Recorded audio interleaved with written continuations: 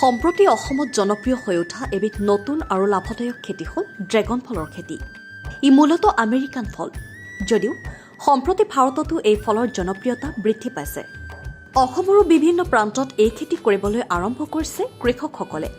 জানিব পৰা মতে অসমৰ মাটিত হোৱা ড্ৰেগন ফল যথেষ্ট সুস্বাদু। বৰ্তমান 1 কেজি ড্ৰেগন ফলৰ দাম 300 পৰা 400 টকাৰ ভিতৰত। ড্ৰেগন ফল ৰোপণ কৰাৰ 14 মাহৰ পৰা 16 মাহৰ ভিতৰত ফল লাগিবলৈ ধৰে। আটাইতকৈ গুৰুত্বপূৰ্ণ কথাটো হ'ল যে এবাৰ ৰোৱাৰ পাছত 25-30 বছৰলৈকে ড্ৰেগনজোপাই ফল দি থাকে। অৱশ্যে মাজে মাজে সাৰ পানী যোগান ধৰিব লাগে। পানী জমা নোহোৱা সাৰুৱা মাটি ড্ৰেগন ফলৰ খেতিৰ বাবে অতি উত্তম। পানী জমা হোৱা অত্যাধিক ৰ'দ পৰা ভূমি এই খেতিৰ বাবে উপযোগী নহয়। অসমৰ জলবায়ুত উপযোগী ড্ৰেগনৰ জাতসমূহ হ'ল ড্ৰাগষ্টাৰ, American Beauty, Blood Mary, Alice ইত্যাদি। জানুৱাৰী মাহৰ পৰা এপ্ৰিল-মাৰ্চ মাহত ড্ৰেগনৰ পুলি ৰোৱাৰ উপযুক্ত সময়, যদিও বছৰটোৰ যিকোনো সময়তে ড্ৰেগন পুলি ৰোপণ কৰিব পাৰে। ড্ৰেগনৰ জীৱনকাল যিহেতু দীঘলীয়া, গতিকে ড্ৰেগনজোপাই বগাই যাবলৈ কৃষকগৰাকীয়ে পকা পোষ্ট বনাই দিব লাগে। কিছু কৃষকে বাঁহৰ বা কাঠৰ পোষ্ট দি এই খেতি কৰে। কিন্তু কাঠ বা বাঁহডাল পচি যোৱাৰ পিছত আকৌ নতুনকৈ বাঁহ কাঠৰ পোষ্ট এটা দিবলৈ গ'লে কৃষকজন জটিল সমস্যাৰ সন্মুখীন হয়।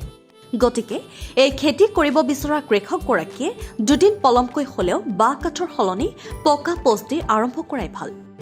কৃষকসকলে এই খেতি কৰাৰ পূৰ্বে মাটিখিনি প্ৰথমে চহাই ল'ব লাগিব। চহাই লোৱাৰ পিছতে পকা পোষ্টবোৰ 8 ফুট দূৰত্বত পুতিব লাগে আৰু এটা শাৰীৰ পৰা আন এটা শাৰীৰ ব্যৱধান 12 ফুট হ'ব লাগে। এটা পোষ্টত 4টাকৈ পুলি ৰোপণ কৰিব লাগে।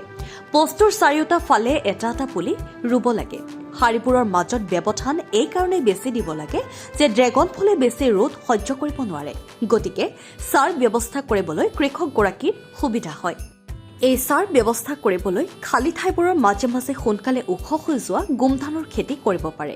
এনে কৰিলে ড্ৰেগন জোপায়ো ছাঁ পাব আৰু আনফালে কৃষকগৰাকীয়েও গোমধান পাব। এই খেতি কৰি অসমৰ বহুকেইজন কৃষকে ভাল ফল লাভ কৰিবলৈ সক্ষম হৈছে।